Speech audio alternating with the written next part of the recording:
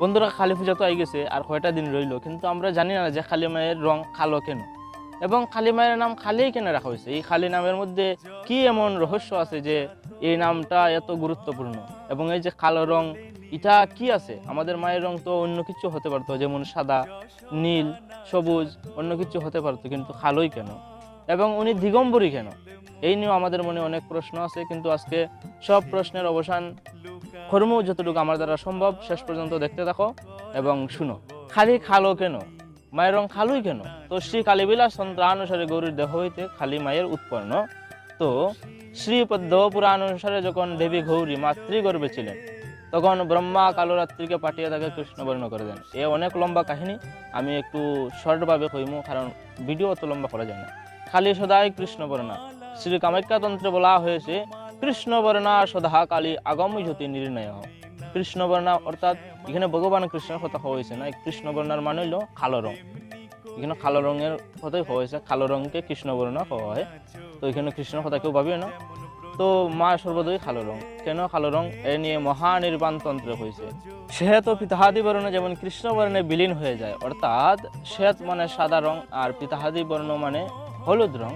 সাদা আর হলুদ রং যদি কৃষ্ণবর্ণ অর্থাৎ কালো রং, কালো রঙের মধ্যে যদি গুলিয়া দেই, তো এগুলা সাদা হইতো না বা হলুদ হইতো না, সবগুলা কালো হয়ে যাব। তেমনি সর্বভূত মায়ের মধ্যে বিলীন হয়ে গিয়ে সব কালো হয়ে যায়। সব মানে মায়ের মধ্যে বিলীন হয়ে যায়, যত কিছু থাকুক, তার জন্য উনার শরীরের রং কালো।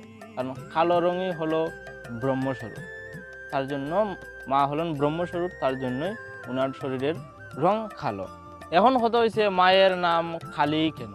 খালি কেন হইতে অন্য কিছু হইল না কেন? তো এটার উত্তরে শুনো যে মহাকালের কুলে আমরা সকলেই লয় পাই।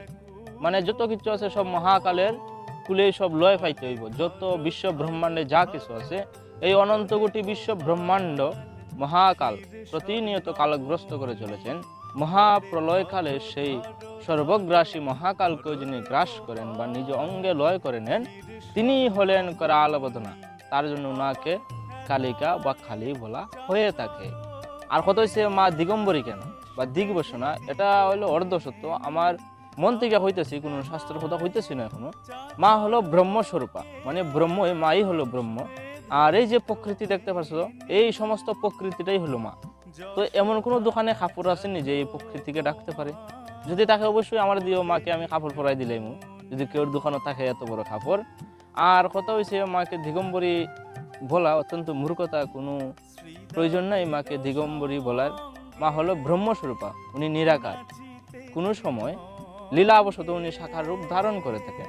তার জন্য মা যে দিগবসনা বা দিগম্বরী বস্ত্র পরিধান করেন না, এটা ভুল, এটা কোনো সত্য না। আজকের ভিডিও এখানে শেষ।